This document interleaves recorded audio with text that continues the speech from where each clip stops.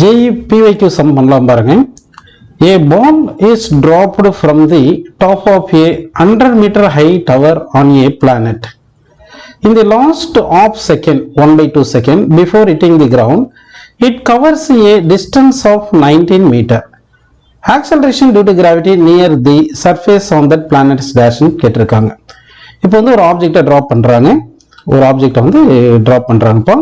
எவ்வளவு ஹைட்ல இருந்து ட்ராப் பண்றாங்க பாத்தீங்கன்னா 100 மீட்டர் ஹைட்ல இருந்து ட்ராப் பண்றாங்க. 100 மீட்டர் ஹைட்ல இருந்து ட்ராப் பண்றாங்க.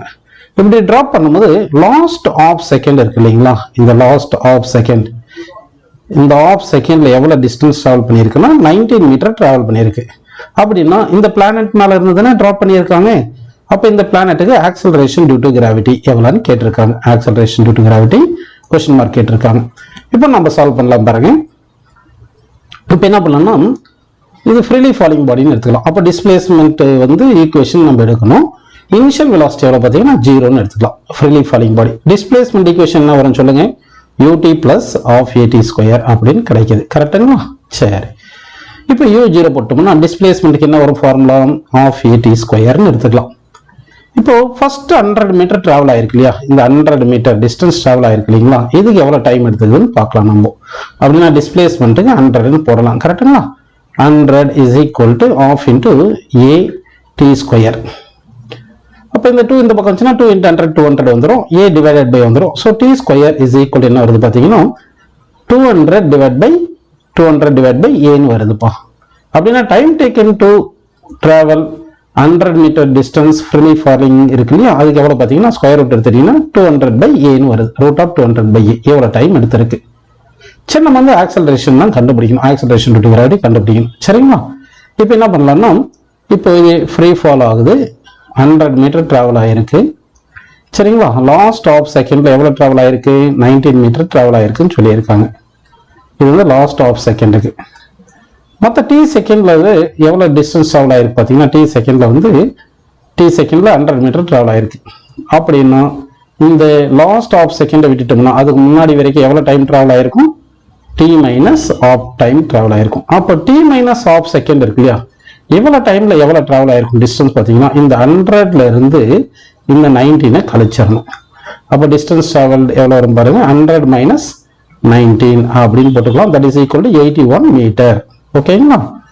அப்படின்னா டிஸ்டன்ஸ் டிராவல் ஃபார்முலா இருக்கும்போது s equal to ut plus half at square, u வந்து 0, half at ஸ்கொயர் போடலாம். half a இன்ட்டு இப்போ நம்ம எடுக்கிறது t மைனஸ் ஆஃப் செகண்ட் எடுத்துக்க போகிறோம். அந்த டைம்ல டிராவல் ஆனதுக்கு எடுத்துக்கலாம்.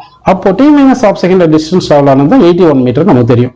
அப்போ 81 is equal to half a into t minus 1/2 whole square அப்படி வருது.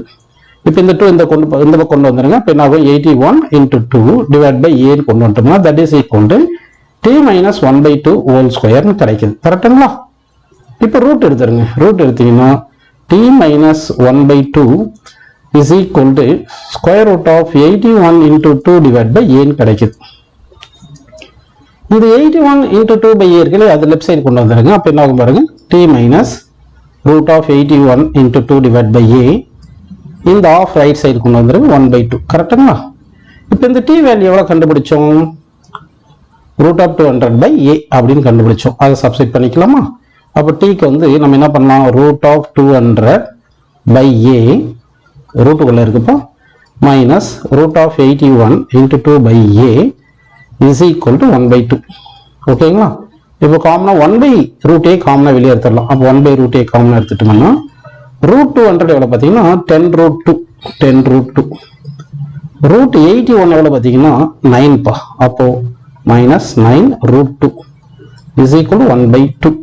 இப்போ 10√2ல 9 கழிச்சோம்னா ஒரு ரூட் தான் இருக்கும். ஸோ அப்போ வந்து 1/√a இன்ட்டு ஒரு ரூட் 2 is equal to 1/2. இதை ஸ்கொயர் பண்ணிருங்க. அப்போ என்ன வரும்? 2/a is equal to 1/4. அப்போ கிராஸ் மல்டிப்ளை பண்ணுங்க. a equal to 8 metre per second square.